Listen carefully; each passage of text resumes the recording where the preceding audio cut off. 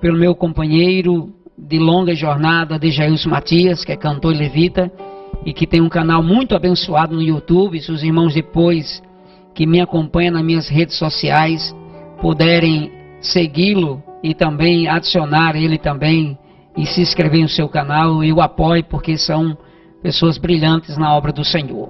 Xavier, mais uma vez, meu carinho, abraço da minha família a esse programa que tem aberto as portas para que nós pudéssemos falar do Evangelho de Jesus. Em outra ocasião, Dejailson estive aqui apresentando, sendo entrevistado como você também, e na ocasião a gente apresentou o nosso trabalho, o nosso livro, e quero dizer isso aqui para Xavier Araújo não ficar orgulhoso, porque a glória sempre é do Cristo, e eu fico muito feliz. Obrigado, a deferência feita ao meu nome, à minha pessoa. Mas depois daquele programa a gente conseguiu alcançar alguns estados do Brasil. E quando estava na ocasião aqui, nós tínhamos dito que tinha pelo menos 4 estados que tinham comprado o nosso livro. E na ocasião hoje, o nosso livro vai fazer 6 meses que foi lançado. Nós já temos 15 estados que já adquiriram nosso livro e 4 países, Suíça, Estados Unidos, Haiti e Turquia. O nosso livro já chegou lá. E eu louvo a Deus pelas portas que Deus tem aberto. A honra e a glória seja para o Senhor. Certo dia, um grande amigo meu em São Paulo disse: Deus usa pessoas desconhecidas e conhecidas para fazermos conhecido no reino de Deus. E eu agradeço pela vida dele também. Eu escolhi um texto essa tarde para ministrar sobre a vida dos irmãos. É rápido, mas eu vou ser muito parafraseado em alguns textos. Mas eu estou muito feliz porque esse texto me chamou a atenção hoje pela manhã. Ao acordar nesse clima tão agradável em Mossoró, não só em Mossoró, mas no Rio Grande do Norte, uma chuva agradável que deixou o clima de Mossoró, um clima bem do sul do país, né? Vou dizer assim, frio e agradável. E dentro dessa possibilidade, dentro dessa proposta que foi me dada hoje pela manhã, Deus me lembrou de um texto de Paulo. E já que Xavier estava falando sobre Paulo, eu queria ler com os irmãos um texto da primeira carta do apóstolo São Paulo à igreja que está na região de Tessalônica, onde Paulo escreve uma carta, e nesse período que Paulo escreve essa carta, ele chega a discursar a respeito da bendita e maravilhosa esperança em Cristo Jesus. Paulo escrevendo a carta aos Tessalonicenses, no período do ano 52, 53, depois de Cristo, no capítulo 4, verso de número 13, é o texto conhecido como o texto do campo da escatologia. É o campo que eu gosto, o campo que eu domino, é o campo que eu gosto de ministrar. E nessa ocasião, nessa tarde, eu queria trazer esperança para a sua alma, esperança para o seu coração. Porque eu estou ministrando nessa tarde sobre esse tema, amados irmãos, amigo e telespectador desse programa, os que estão assistindo pelas redes sociais, pela internet, pelo Facebook, pelo Instagram e outras redes também. Por que esse texto me chamou a atenção hoje pela manhã? A proposta justamente dessa mensagem hoje é falarmos sobre a conservação até a vinda do Senhor. Em meio tempo de pandemia, de crise existencial, de dias maus, aonde a palavra que tem sido originalizada por muitos de nós que somos escatólogo, Xavier Araújo, é a palavra chamada escatofobia. E o que é escatofobia? Escatofobia é uma palavra usada muito no campo da teologia, chamada escatologia, aqueles crentes que têm medo do fim do mundo. E hoje tem sido muito aceito essa proposta, pelo fato de que muitos cristãos e não cristãos estão com medo da morte. A pandemia trouxe certos cuidados para cada um de nós. A Bíblia Sagrada diz que haveria dias maus que chegaria, mas o apóstolo São Paulo, certo dia, ao sair justamente das suas regiões e fazendo as suas viagens missionárias, implantou uma igreja na cidade de Tessalônica. A primeira epístola aos Tessalonicenses, capítulo 4, verso 13 ao verso 18, está escrito assim: Irmãos, não quero que vocês ignorem a verdade a respeito dos que dormem, para que não fique triste como os demais que não têm esperança. Pois se cremos que Jesus morreu e ressuscitou, assim também Deus, mediante Jesus, trará na companhia dele os que estão dormindo. E pela palavra do Senhor ainda declaro, disse Paulo, a seguinte palavra: nós, os vivos, os que ficarmos até a vinda do Senhor,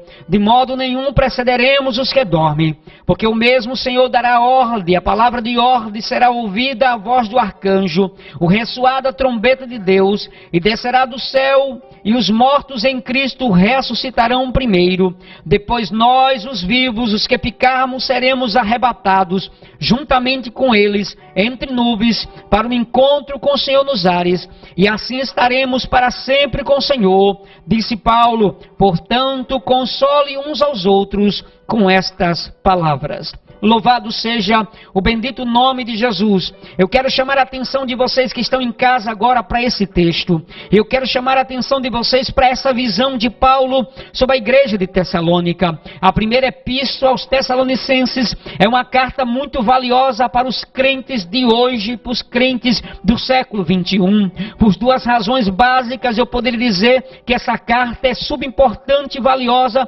para os crentes do século 21. Primeira, porque Paulo traz um relatório exato de como ele implantou uma igreja nessa cidade. Paulo está agora trazendo notícia do relatório que trouxe de Timóteo na primeira epístola, capítulo 3 e verso 6, quando Timóteo traz relatório da igreja que está em Tessalônica. Paulo estava implantando uma igreja naquela comunidade pagã, e como a igreja era vistosa, fervorosa no Espírito Santo, aquela igreja recebeu de Paulo detalhes crescentes a respeito da volta de Jesus. Uma outra observação que nós fazemos nessa carta valiosa para os crentes de hoje é que justamente Paulo pretendia falar para os crentes que estavam desesperançosos, sem esperança nenhuma, sobre a volta de Jesus. Ele pretendia ficar um período de tempo naquela cidade, mas devido às perseguições, então resolve parar e ir e ficar um pouco na sinagoga. 3 sábados ele pregou na sinagoga local, uma vez que ele tinha um emprego e ele deve ter ficado algum pouco mais de tempo também, mas teve que voltar para outra região. Ao chegar naquele destino, pediu para Timóteo chegar a Tessalônica para trazer notícia dos crentes de Tessalônica. A verdade, a abordagem de Renan, ou melhor, de um grande pesquisador chamado Renan Arqueológico, diz que Timóteo, quando traz a notícia para Paulo, trouxe a notícia para Paulo dizendo: Paulo, a igreja está crescendo no amor, a igreja está cheia do Espírito Santo e os crentes estão fervorosos na palavra de Deus. Muito bem, queridos, escute que isso aqui é muito interessante. Se você pegar toda a carta de Paulo aos Tessalonicenses, a sua primeira carta, Paulo está agora observando os crentes, e ele diz no versículo de número 2 do capítulo 1, dizendo: sempre damos graças a Deus por todos vocês, fazendo de vocês orações contínuas, sem cessar, lembrando diante do nosso Deus Pai, da operação que há na fé que vocês têm e na dedicação de vocês na firmeza da esperança. Paulo tinha convicção que a igreja que ele fundou estava alicerçada sobre a palavra. Paulo tinha convicção de que aquela igreja era uma igreja que tinha visão de reino. Paulo tinha convicção que aquela igreja era uma igreja que esperava a volta de Jesus. Paulo tinha convicção de que aquela igreja estava dentro de um plano de Deus, do reino de Deus. Paulo tinha segurança tanto sobre isso, que a Bíblia diz que Timóteo, quando traz relatório, Paulo fica muito feliz. Porém, todavia, entretanto, como diz os pregadores mais modernos, Paulo chega a dizer que Timóteo traz um relatório negativo daquela igreja. Paulo diz que Timóteo disse para ele: porém, existe dentro da cultura, ou dentro da igreja de Tessalônica, alguns chamados judeus que estão lá, chamados judaizantes religiosos, que não aceitam a fé dos gentios e que estão obstinados justamente a traçar qualquer tipo de ameaça contra a igreja, contra a fé. Isso existia justamente naquela época, e no capítulo 2 diz que eles projaram uma carta e dirigiu-se para a igreja dizendo que foi Paulo que escreveu, dizendo para ele que aquilo que Paulo tinha dito não era tanta verdade. Eu não vou entrar em detalhes sobre isso, fazer como Xavier Araújo, aquilo que a Bíblia não diz, a gente vai se calar. Porém, queridos, uma observação que eu quero fazer nessa tarde para você. Talvez que você esteja na sua casa, no seu sofá, você está sentado agora assistindo essa mensagem pensando: pensando, o que vai acontecer amanhã? Será que vamos acabar com a pandemia? Será que o coronavírus vai acabar? Por que está acontecendo tão rápido? Os tempos estão tão rápido. Por que tudo está acontecendo, pregador Birajara? É porque nós estamos no tic-tac do relógio escatológico. Cristo está preparando a sua igreja para o grande momento. E essa receita de Paulo, ou melhor, essa injeção de ânimo de Paulo, é a mesma que eu vou trazer para vocês nessa tarde. Observe, interessante, muitos cristãos aceitavam a Cristo e os líderes judeus não permitiam o retorno dele. E enviando Timóteo, Paulo disse que eles estavam precisando ouvir palavras de consolo. A Bíblia Sagrada é quem diz que Paulo, se preocupando com os judaizantes dentro da igreja, Paulo escreve uma carta, e é a primeira carta no ano 52.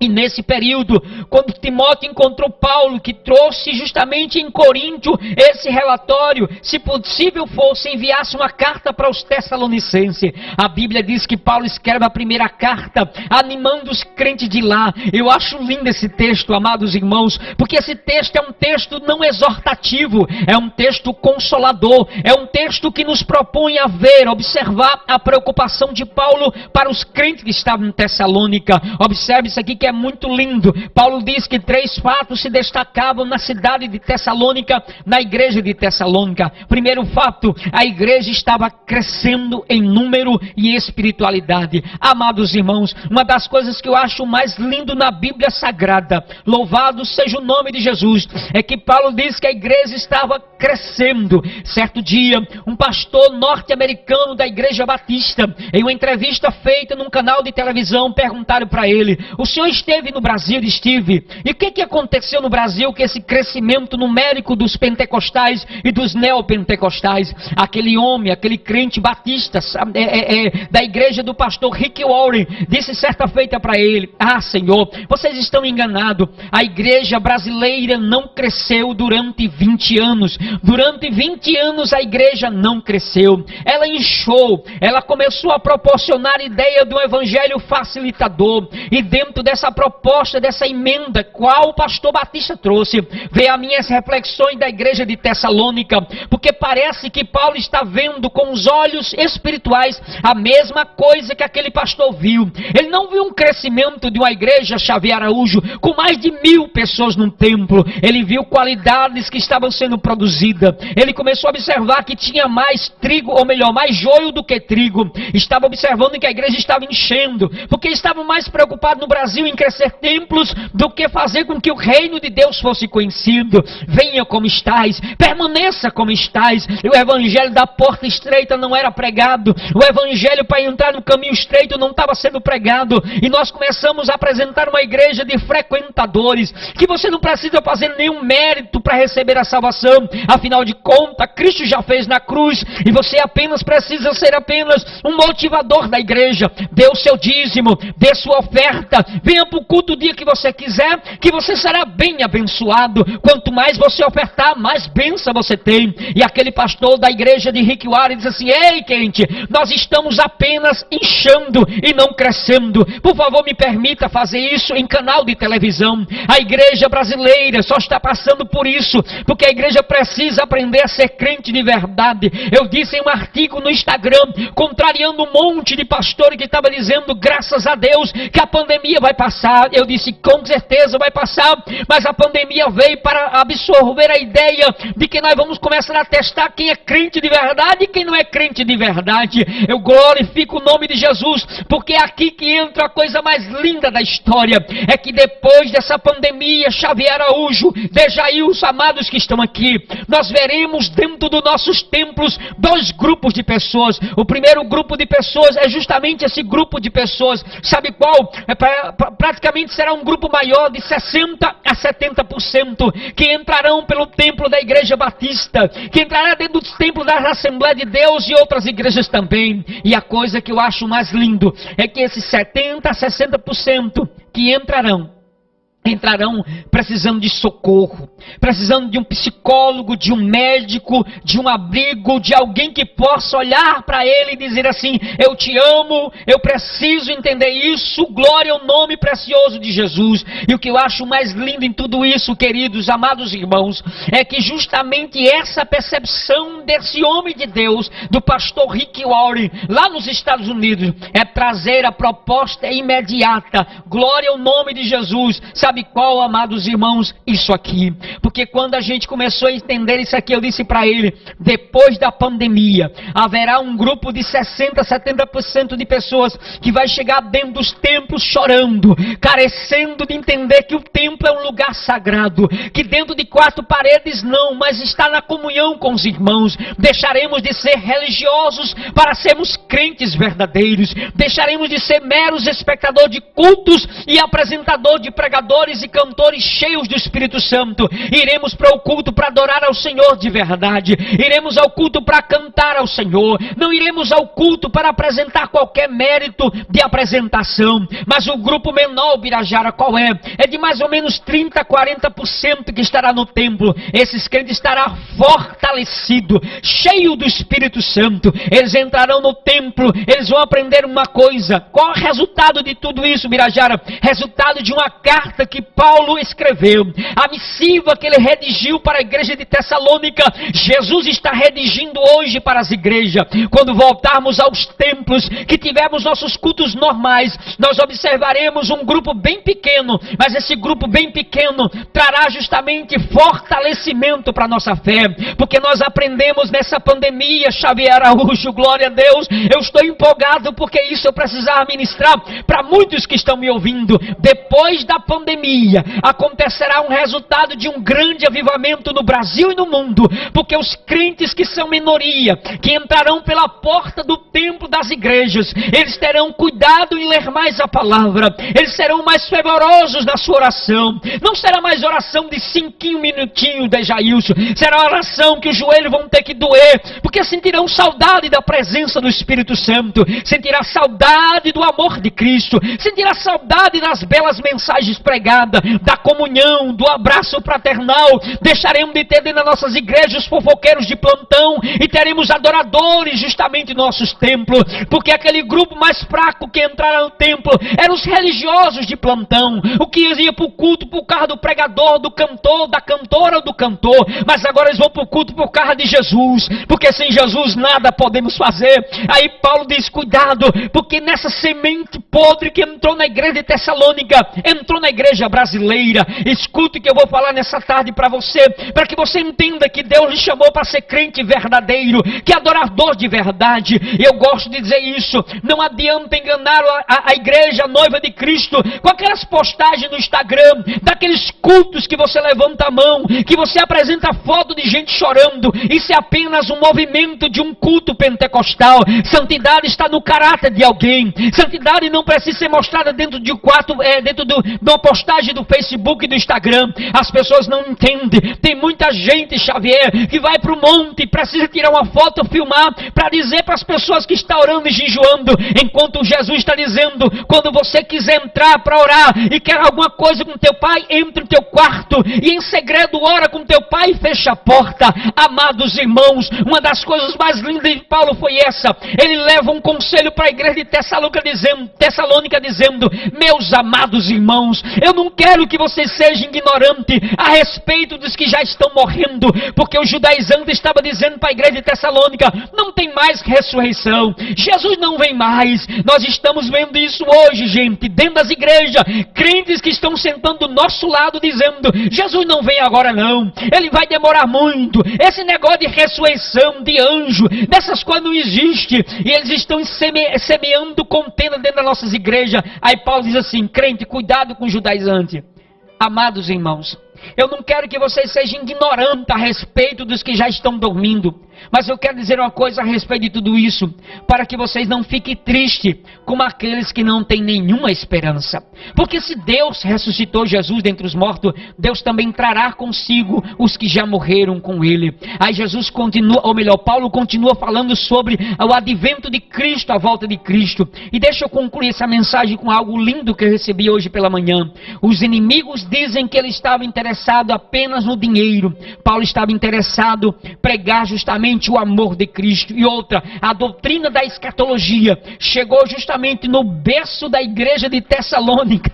Glória ao nome de Jesus. Eu estou maravilhado. Eu estou participando de uma semana escatológica que começou ontem e vai até sábado com o reverendo Napoleão Falcão, Carlos Cardoso, pastor Elinaldo Renovado. E eu fiquei feliz quando o pastor me convidou do Uruguai para me participar. E ele disse: Ubirajara, eu escolhi um tema que é muito bom, mas todos os pregadores que ofereciam o tema, nenhum quis esse tema. Pediu: não, coloque para mim advento de Cristo, coloque ressurreição, coloque grande tribulação, tribunal de Cristo, boda do Cordeiro. Mas eu escolhi um tema para você. Eu não sei, se você não quiser, não tem problema, a gente bota outro. Qual é? Juízo final. Disse: maravilha, perfeito para mim. Eles: gostou, gostei. Por que ninguém gosta? É porque todos têm medo desse grande dia. Ele perguntou por quê? Porque justamente o juízo final é o martelo que divisor de água. É aquele momento onde Deus vai tratar das contas que não foram pagas ainda, daquele crente que não aceitou a Jesus de verdade, daquele ímpio que zombou do evangelho, e o pagamento será justamente nesse tribunal.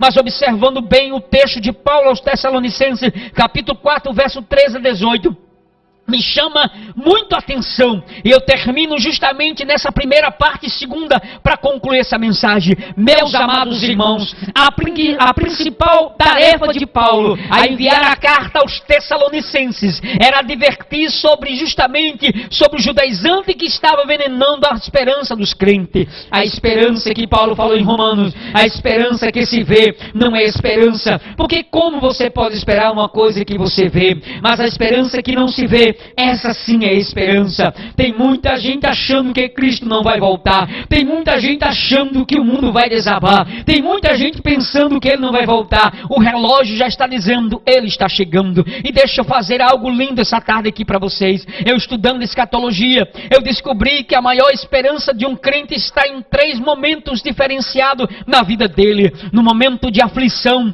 ele acredita que Cristo vai acabar tudo isso. Romanos 8 e 18 diz assim, Paulo escrevendo aos Romanos, ou melhor, falar como o pastor Xavier Araújo falou aqui, né? Técio justamente escrevendo a carta ditada por Paulo. Paulo está dizendo para Técio: escreva aí, Técio, diz para os crentes de Roma que por mais que eles não acreditem em tudo isso, mas eu preciso dizer isso para ele. Escreve em Romanos capítulo 8, versículo 18: tenho por certo, tenho certeza que o tempo presente nem dá para comparar as aflições desse tempo presente com a glória que em nós há de ser revelada. Amados, uma das coisas que tem me assustado muito hoje nas redes sociais são comentários de pessoas que não acreditam mais na volta de Jesus. Eu posso até ser discriminado essa tarde. Você pode até me chamar de crente quadrado, mas a minha vida toda foi aguardar um momento em que Cristo voltará para buscar a sua igreja. A igreja da América está se revolucionando. Deixa eu dizer dados aqui que você vai ficar assustado. O 3º templo de Jerusalém já está sendo quase construído. Já estão fazendo marcações no território dos engenheiros para a construção, porque os rabinos dizem que o Messias já está entre nós. Os conselhos maiores do mundo já estão se reunindo. Agora mesmo nos Estados Unidos, as igrejas batistas e as igrejas assembleias, chamadas assembleias do pastor Jim Swaggart, os crentes estão pedindo cultos normais, porque eles precisam voltar a ter fé e comunhão com Deus. Eu estou dizendo e volto a repetir aquilo que no começo eu falei: a igreja está passando por uma peneira para descobrir. Xavier Araújo, Dejailson, amados irmãos, alguns anos atrás eu fui questionado por uma igreja, da minha igreja aqui em Mossoró, uma igreja que eu preguei pertinho aqui, que fui questionado pelo dirigente. Quando eu terminei de pregar numa campanha de avivamento, ele disse assim: Ubirajara, a mensagem sua foi muito boa, parabéns, glória a Deus, mas eu não gostei do final, porque você trouxe um medo para todo mundo que estava na igreja, porque você disse para os crentes lá que Jesus estaria enviando em 2019 uma grande perseguição para a igreja, e nós não estamos precisando de perseguição, testação, Birajara. Nós estamos precisando de Cristo. Ele disse, pastor, nós só vamos testar e saber quem é de verdade quando a peneira começar a peneirar e quando a corda arrochar. Ele disse, meu irmão, então essa mensagem não serve para a campanha de avivamento. Me perdoe, sou muito transparente, sou muito sincero. O irmão não fica triste, o irmão ia pregar no encerramento, vou trazer outro, e trouxe mesmo, mas o irmão não vai pregar esse tipo de mensagem aqui, porque não agrada o público que eu convidei. Concorda? E é tanto que no outro dia ele disse o motivo à igreja porque eu não iria pregar lá.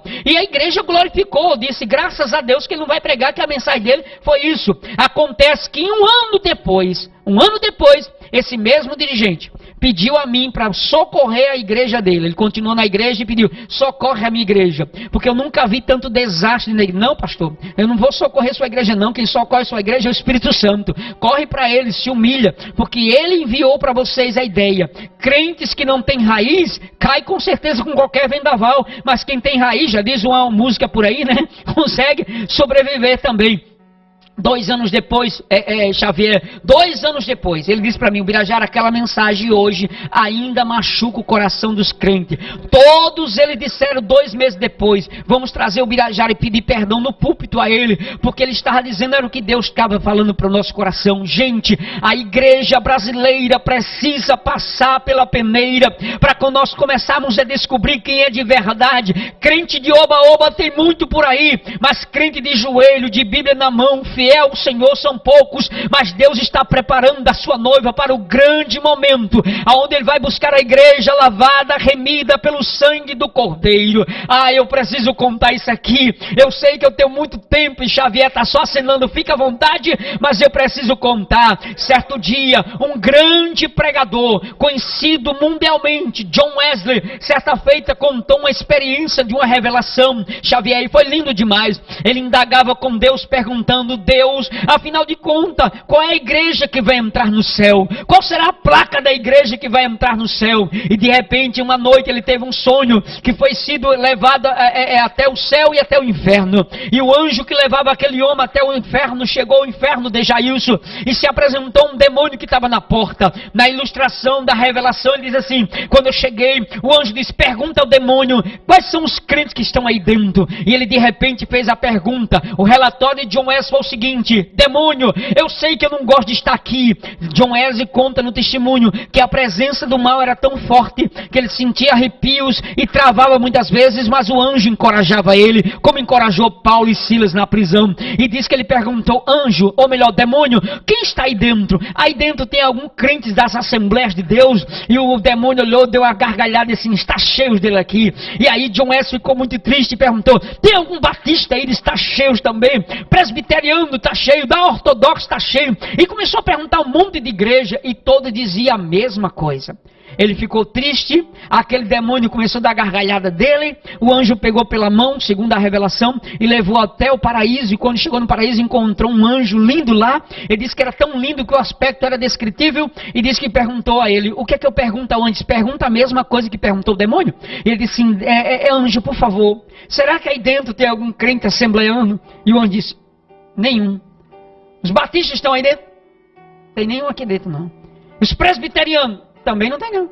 E aí que ele ficou triste e perguntou para o anjo, peraí, se lá no inferno está cheio deles e aqui não tem nenhum, afinal de contas o que estão fazendo lá embaixo? Ele disse, então pergunte para o anjo a pergunta certa. John Wesley virou e perguntou ao anjo, afinal de contas, quem é que está aí dentro no paraíso esperando a ressurreição? E John Wesley perguntou para ele, e o anjo respondeu sorrindo assim, John Wesley, aqui dentro não tem placa de igreja, não tem igreja X e igreja Y, aqui dentro só tem os que são lavados no sangue do Cordeiro, que entraram pela porta estreita e seguiram o exemplo de Jesus. John Wesley acordou e entendeu que o evangelho de Jesus teria que ser pregado a todos os homens, com determinação de que todos os salvos estariam em todas as igrejas, lavados e remidos pelo sangue do Cordeiro. Pelo amor de Deus, amados irmãos, estamos vivendo os últimos dias, e eu glorifico a Deus pela pandemia. Meu Deus, o Birajara, isso é paradoxal. Eu sei que eu vou ser criticado nas redes sociais, eu acho que eu vou perder alguns seguidores, daqui a pouco Xavier hoje vai receber telefone dizendo, eu não gostei da mensagem. No final, o pregador disse uma coisa que não é verdade, que é isso, feliz pela pandemia, é paradoxal, é sim, porque o evangelho evangelho é paradoxal. Jesus diz: quem quiser ser grande, seja pequeno.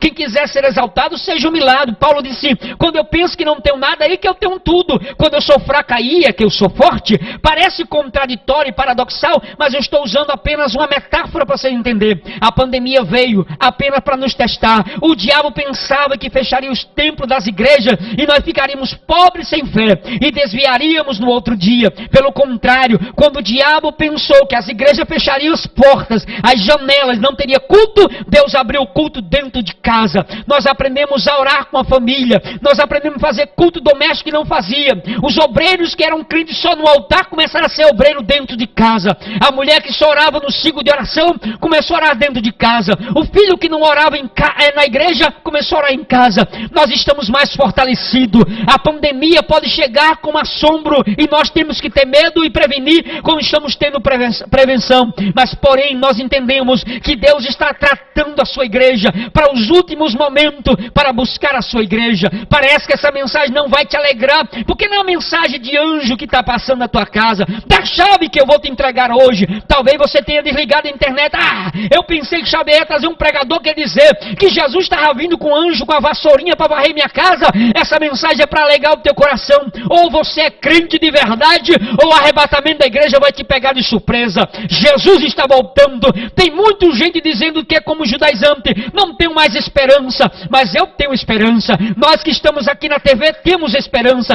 Cristo está chegando, Jesus está voltando, a trombeta vai soar, daqui a pouco partiremos para lá. Paulo diz aos Filipenses 3:20, a nossa pátria não é aqui, é lá no céu. 1 Coríntios 15:19 diz assim: se esperarmos em Cristo só nessa vida, somos os mais miseráveis de todos os homens. A carta de Jesus, ou melhor dizendo, o Evangelho de Jesus, no capítulo 14, verso 1 em diante de João, diz assim: conturbe o vosso coração, crede em Deus, crede também em mim. Na casa de meu pai há muitas moradas. Se não fosse assim, eu vos teria dito: vou preparar lugar, e quando eu preparar lugar, virei outra vez e vos levarei para estar comigo. Para onde eu estiver, vocês estão também. A Bíblia Sagrada termina dizendo, tem 1527 vezes dizendo que Cristo vai voltar. Vocês sabiam que 8 vezes a Bíblia fala mais da segunda vinda de Cristo do que da primeira? Vocês sabiam que 318 vezes no Novo Testamento está escrito que Jesus voltará? Mais ou menos 216 capítulos do Novo Testamento diz Cristo vai voltar. Dos 27 livros do Novo Testamento, 24 diz Cristo está voltando. Os apóstolos disseram que ele voltaria. Cristo disse que ele voltaria. A igreja disse que voltaria e nós estamos na TV sonora dizendo Cristo está chegando. Apresente-se diante de Jesus. A pandemia não vai te causar assusto, pelo contrário, recolhe dentro da tua casa, sim, dentro do teu lar, busca o Senhor, porque daqui a pouco todo mundo vai ficar assustado, porque eu e você partiremos para lá. Que loucura é essa, Ubirajara? Que negócio, que mensagem extraordinária é essa? Mas eu estou muito assustado aqui. Não se assusta não, porque está bem pertinho de presenciarmos o maior acontecimento da história, a volta de Jesus. E deixa eu finalizar, agora eu finalizo mesmo, viu, Xavier? Agora eu termino. Deixa eu terminar isso aqui que é lindo demais. Nós somos a geração mais privilegiada de todas as gerações. Não, somos sim, vou provar na Bíblia. Na Bíblia diz que Paulo, escrevendo a Coríntios e a Tessalônica, 52 e 55, Paulo diz assim, nós que ficarmos vivos. O texto no grego diz que Paulo estava falando para a própria igreja, não era universal. A carta é universal, mas Paulo estava se dirigindo à própria igreja de Tessalônica e de Corinto, dizendo para ele, se nós ficarmos vivos, seremos arrebatados a qualquer momento. Paulo estava dizendo para os crentes de Tessalônica, no ano 52, no ano 55 para a igreja de Coríntios. Mais tarde, João diz no ano 95 e 96 na ilha de Patmos, que ele voltaria a qualquer momento. Timóteo diz para a igreja de Éfeso que ele voltaria a qualquer momento. A igreja do primeiro século voltaria ao primeiro momento também. Olha para aqui que é muito lindo. Sabe por que nós somos privilegiados? E era para você estar dando glória a Deus na tua casa agora, na tua internet também? Porque nós somos a geração privilegiada.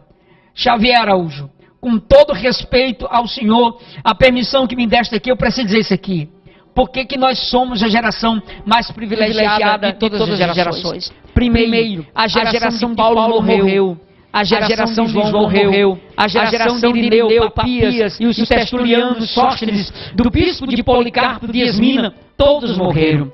A igreja do século XIX morreu. A igreja do século XX só tem alguns que ainda sobreviveram. A igreja do século XXI, apesar de ser uma igreja muito misturada, que ainda está se inchando, mas dentro dessa igreja existe a Igreja Santa de Jesus, que vai presenciar o maior fenômeno existencial do mundo. Gente, os jornais estarão estampados, a primeira página da UOL, a primeira página da internet, a primeira página de jornais no Brasil e no mundo estará escrito: desapareceu um povo da terra. Os que gritavam, os que faziam programa na TV Sonora, aquele Xavier Araújo, aquele rapazinho que ia lá, que pregava magrinho, chamado Birajara, onde eles estão? Não tem programa hoje, não tem mais programa, só estão as câmeras lá. Por quê? Porque partimos para a eternidade, desfrutaremos do maior fenômeno existencial do mundo, a volta de Cristo. Vocês sabiam que os norte-americanos estão tão com medo, que agora, ou melhor, agora não, já houve, mas agora foi sancionado justamente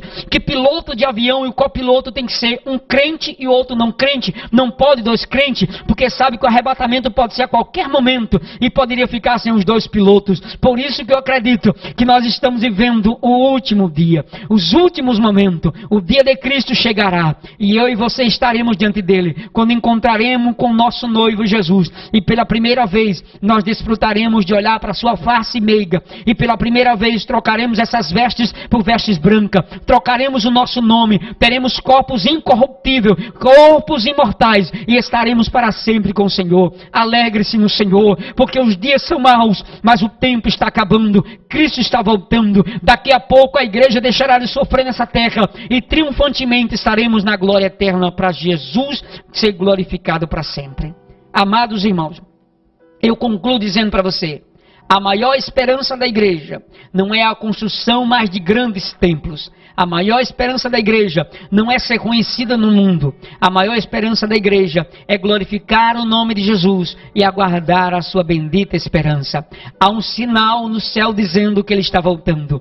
Há um sinal na Bíblia dizendo que está voltando. E há dentro de cada um de nós, crente em Jesus, um despertar do amanhã dizendo: ele está chegando. Jesus está voltando. Que Deus abençoe sua vida. Que Deus abençoe sua história. Dentro do teu lar seja um celeiro de promessa, e que a sua família seja a maior esperança da volta de Jesus, na sua comunhão, no seu partir do pão, no seu jantar, no seu café da manhã, no seu dormir, no seu levantar, nas suas reuniões de culto doméstico. Diga sempre ao Senhor: volta, Jesus, nós estamos te esperando, volta logo, porque essa terra não presta mais, somos peregrinos em terra estranha, aguardando a eternidade com Jesus. Que Deus abençoe sua vida. Obrigado a Deus, obrigado a sua história, obrigado a Xavier Araújo, a produção do seu programa Louvando ao Senhor. Eu agradeço aqui a oportunidade e digo para vocês, para terminar: Jesus está voltando, é hora de despertar. Desperta tu que dorme dentre os mortos, e Cristo te esclarecerá. Obrigado, Deus abençoe. Obrigado, Xavier. Amém, pastor, que palavra magnífica, pastor. Hoje foi assim tremendo, né? Deixa eu só, por favor, é ao vivo, deixa eu só puxar aqui esse notebook aqui de lado, um pouquinho, né? Ok, para nosso irmão Birajara ficar aqui. Pronto, Birajara. Já quero aqui agradecer a Deus pela tarde de hoje, né? Onde a gente bebeu da palavra do Senhor, onde vemos o Senhor usar o teu servo, né? Teu servo para a honra e glória dele. Irmãos, falar hoje a verdade nos púlpitos, nas pregações, é tão difícil. Birajara? É o preço que pagamos. A gente só vê pregações de autoajuda, que não está errado, não está tão errado assim, mas a gente não vê mais a palavra, uma pregação que fale da volta de Cristo, sobre o inferno, né? Essa pregação de hoje assim fala aos nossos corações. Eu tenho dito que hoje as igrejas recebem os pregadores e os cantores e querem que eles façam conforme a sua vontade. Eu vou dar um exemplo aqui. Eu fui louvar em um certo evento e o dirigente chegou no meu ouvido e disse: Xavier, canta aquele hino que o povo gosta. E eu olhei para ele e disse: meu irmão, eu não vim cantar para agradar o povo, não. Vim cantar aqui para Jesus, eu vim louvar e engrandecer o nome dele. Mas é muito duro dizer isso, Birajara. Mesma coisa que aconteceu contigo, você falou há pouco tempo. Você poderia ter dito, não, mas não se preocupe, não, amanhã eu mudo a mensagem e faço uma mensagem conforme você quer. Isso é o que acontece o tempo todo. Pregadores e cantores tentando ter uma agenda lotada, tentando vender livros, CDs e DVDs na igreja, pregam ou louvam aqui